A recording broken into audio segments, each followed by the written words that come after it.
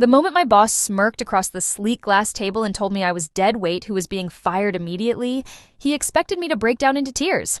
What he did not know was that I had quietly bought millions of dollars of company debt, completely controlling his destiny.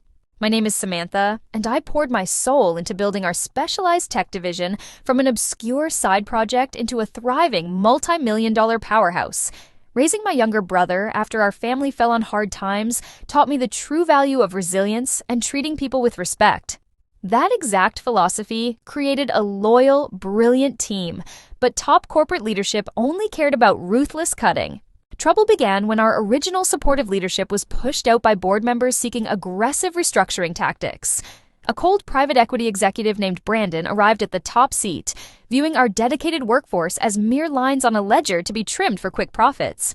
I scheduled a meeting to show him our strong numbers, but he dismissed my hard work within moments. Brandon hired a high-priced consultant named Julian to spearhead the operational slicing. Julian strutted into the office wearing tailored suits and an air of untouchable arrogance, quickly liquidating entire divisions one after another. It became painfully clear that my department was next on his hit list, leaving me to decide whether to accept defeat or pull off an unheard-of maneuver. Looking at public financial disclosures, I noticed a huge credit facility holding millions in corporate debt.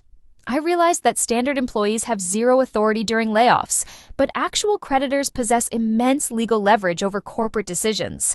If I could somehow acquire that bank debt, I would instantly transform myself from a defenseless pawn into the ultimate player. I met my trusted financial strategist friend, Logan, at a quiet local diner to pitch this wild idea. Given our firm's recent volatility, Logan confirmed the bank would happily sell off the debt at a reduced rate to hedge their risks. Together, we formed a covert entity to secretly assemble capital from key industry partners, loyal clients, and my own lifetime savings. I successfully convinced our top aerospace client representative, Beatrice, to invest heavily to safeguard their supply chain. Combined with private equity backing and every cent I could borrow, our newly formed entity purchased $17 million of corporate debt. The legal transfer went through silently, leaving Julian completely clueless as he prepared to deliver his final blow. Julian called my team into the main room to formally announce our immediate termination. He looked directly at me with absolute smugness, declaring that my leadership was entirely useless and my entire staff was officially dead weight. Instead of arguing, I calmly packed my papers, stepped outside the room, and instructed Logan to execute our secret legal leverage immediately.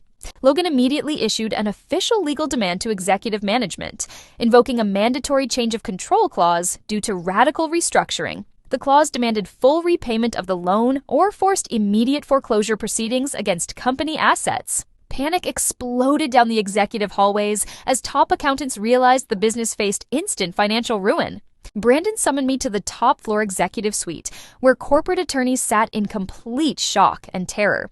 Julian sat pale and sweating profusely as the chief counsel revealed that the discarded employee they just fired actually owned their debt. Brandon turned on Julian with furious eyes, realizing his arrogant consultant had accidentally triggered an existential financial catastrophe. I laid out my non-negotiable terms clearly, requiring full autonomy for my division, immediate reinstatement of my fired team, and Julian complete removal from power.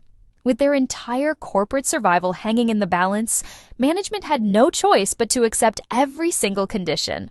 Julian was stripped of all operational authority, sulking in irrelevance before quietly resigning. Under our new autonomous structure, my department shattered revenue records and eventually expanded into a massive global power. Brandon even apologized, admitting that focusing strictly on spreadsheets almost destroyed the very best part of his business. Standing up for my team not only saved our livelihood, but proved that human value will always triumph over corporate greed.